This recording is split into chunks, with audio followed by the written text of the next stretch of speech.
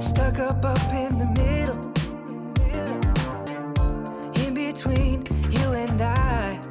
LG가 세계 최초로 1ms의 IPS 게이밍 디스플레이를 내놨습니다.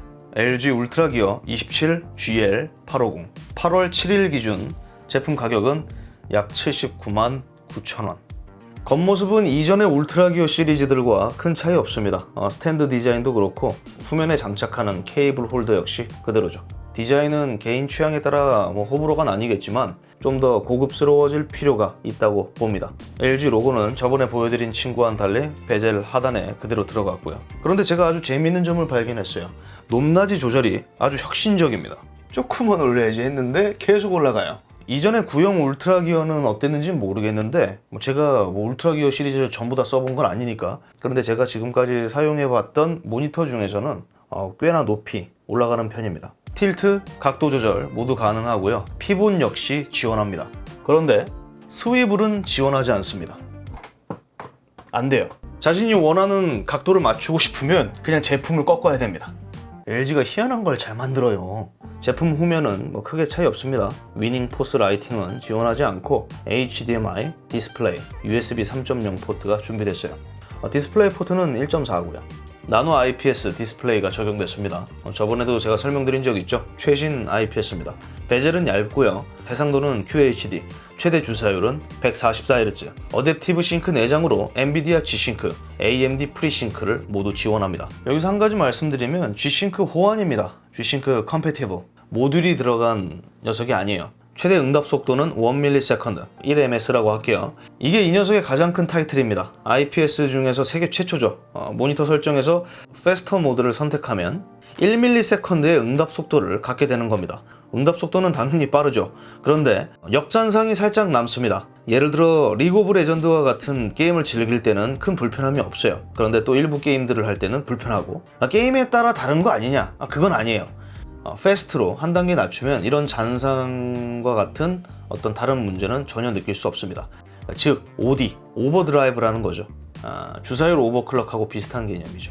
그러면 노멀 모드, 패스트는 어느 정도의 응답 속도를 갖고 있을까? 제가 봤을 땐 3ms 이하로 추정이 돼요. 원래는 이거를 공식적으로 다 표기를 해두는데 그 어디에도 정확한 값이 기재되어 있지가 않아요. 그래서 기존 출시된 제품들 그리고 제가 사용 중인 모니터들을 비교하고 측정해 보면 확실히 3mm 이하의 응답 속도를 갖고 있는 것으로 확인이 됩니다. 어찌됐든 기존의 IPS 디스플레이들을 생각하면 그 한계를 뛰어넘은 제품이라는 것은 맞습니다. 하지만 1ms의 모든 걸 강조하기에는 조금 아쉬움이 있다, 이렇게 볼 수 있겠습니다. 그 외에는 깔 게 없어요. 나노 IPS는 저번에도 설명드렸기 때문에 또 설명드리기 좀 그런데 좋아요. 쨍하고 화사하면서 또 진득한 색감을 갖고 있어요. DCI P3 98% 색 영역을 커버하고요. HDR10을 지원합니다. 최대 피크 밝기는 약 350니트.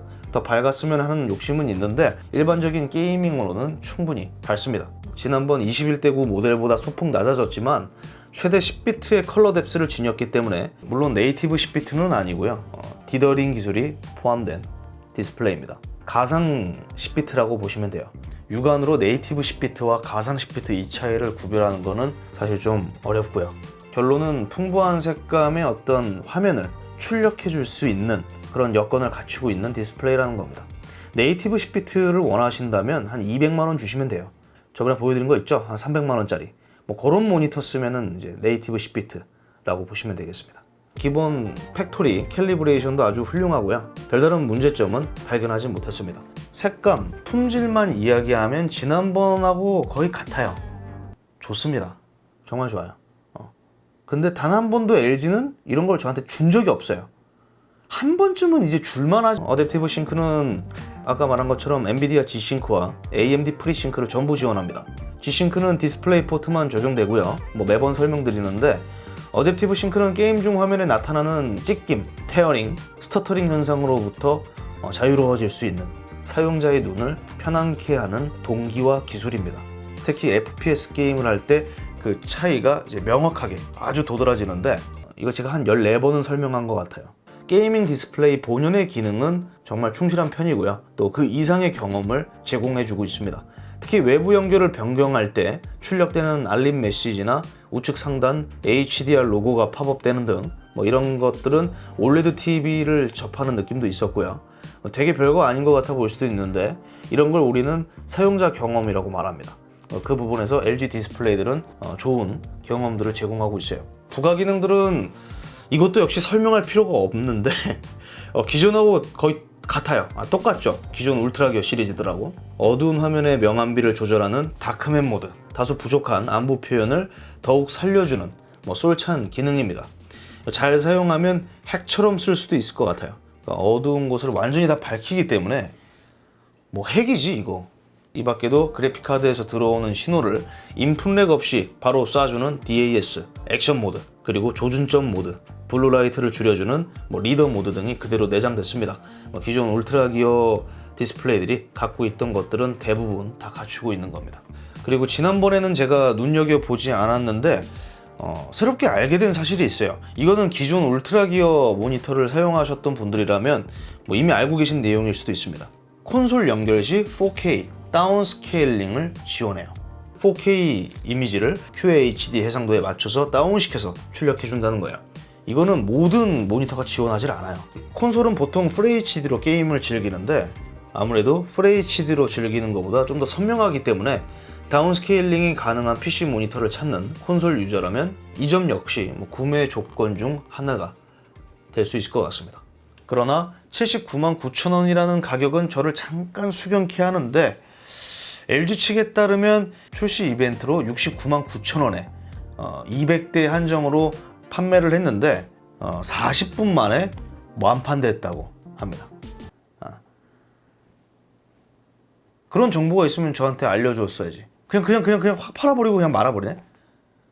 참 섭섭. 게이밍 디스플레이들이 갖추지 못한 것들도 모두 갖추고 있는 게 바로 이 녀석입니다. 제가 봤을 땐 나노 IPS라는 게 그 차이를 좀 더 크게 벌려놓은 것 같아요. 제가 최근까지 만져본 나노 IPS 디스플레이들은 불과 2년 전 IPS와도 완전히 달라요. 저처럼 게임도 하고 여러 가지 작업까지 병행하는 분들에게는 사실 대안이 없어요. 이 나노 IPS가 적용된 건 LG밖에 만들지 않기 때문입니다. 제가 준비한 영상은 여기까지고요.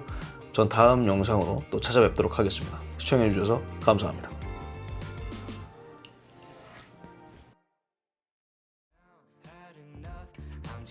이번 영상은 좀 만들기가 힘들었던 게 이게 나노 IPS 디스플레이 같은 경우에는 제가 지금 2대째 쓰고 있는데 제 눈에 봤을 때는 단점이 거의 없어요. 원래 좋아했는데 지금 그게 더 좋아진 거잖아. 근데 여기서 내가 뭘 더 말해? 그러니까 여기서 이거보다 더 올라가려면 내가 봤을 때 이만한 크기의 올레드 디스플레이를 LG가 내놓는 거 아니면 솔직히 전 별로 재미없을 것 같아요.